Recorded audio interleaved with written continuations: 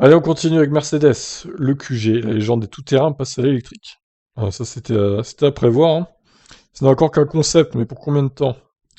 Bon, je vous passe l'intro. Bon, on a compris que c'était le salon de Munich, hein, évidemment. Comme on l'a laissé entendre dans nos récentes, le QG n'est pas basé sur la plateforme EVA moderne, mais sur la plateforme du Classe G à combustion. Ceci dit, le tout-terrain électrique aura un nouveau châssis en échelle, confirme officiellement Mercedes. Les batteries seront intégrées dedans, mais Mercedes n'a pas encore donné de détails.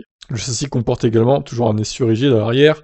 Comme auparavant, une induction tout-terrain commutable manuellement est également embarquée. En revanche, la propulsion, c'est une vraie surprise, est assurée par les moteurs intégrés dans les 4 roues. Comme les versions à énergie fossile, le QG est censé avoir une capacité de montée allant jusqu'à 100%, ce qui signifie que même dans des pentes de 45 degrés, il peut monter du coup. Visuellement, la voiture est tout aussi angulaire que l'icône du tout-terrain, avec des formes rondes, des phares et des poignées de porte noires. Oui, alors pour ceux qui se demandent, hein, les vidéos ont été publiées dans la nuit, mais là il est 23h17. Je fais les vidéos avant de me coucher. Techniquement, je vais les mettre dans la nuit, comme ça en programmation. Comme ça, demain on enchaîne directement avec la Renault. Vous aurez des vidéos toute la nuit pour une octambule du coup, sinon vous les verrez demain matin. Donc je reprends, visuellement la voiture est tout aussi angulaire que l'icône du tout-terrain, avec les formes rondes des phares et les poignées de porte noires, ainsi que les clignotants placés au sommet des ailes avant. Les moulures latérales distinctives sont également de retour, mais éclairées par une bande lumineuse à LED. À l'arrière, il y a toujours une porte, pas de haillons. En revanche, pas de roue de secours familière à l'arrière, à la place une boîte angulaire et lumineuse, qui rappelle une wallbox, qui pourrait ne contenir que le câble de recharge. La calandre noire angulaire ne semble pas aussi proche de la production de série que le reste de la voiture sur les photos. En tant que membre de la famille EQ, le QG reçoit également une calandre Black Panel toute noire. Mais dans l'étude, elle est encadrée par une bande lumineuse blanche. J'allais dire moche. Bon, c'est vrai que c'est pas très beau quand même, hein. J'aime pas trop moi. Et comporte une étoile lumineuse au milieu. On notera la couleur biton de la voiture, avec une partie supérieure toute noire.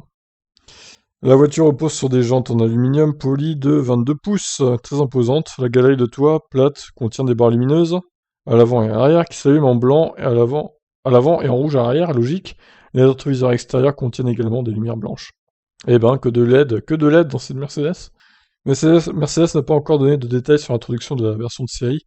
Jusqu'à présent, les rumeurs se sont fortement contredites, mais Mercedes l'avait déjà annoncé lors d'une conférence en ligne sur les architectures IA et l'étude EQXX en juillet. La classe G électrique sera lancée en 2024. 2024. Et il le présente 3 ans avant. Ouais, sérieusement. Mais à quoi bon? Mais à quoi bon? Oula, mais... Même le mec est plein de LED, en fait. Ouais, bon. Après, le classe G, j'ai jamais aimé, même en thermique, hein. Franchement, je trouve ça moche. C'est des gros 4x4 sans intérêt, hein, franchement. Alors si vous habitez dans la Cambrousse, dans les chemins et tout, ça peut être pratique. Mais bon, ça en ville, en thermique, c'est une immondice totale, quoi, hein. La version électrique, bon, encore ça passe, puisque c'est électrique, mais bon. Ouais, après, c'est une affaire de goût, hein. Moi, j'aime pas du tout ce véhicule-là. Et en électrique, il changera pas beaucoup.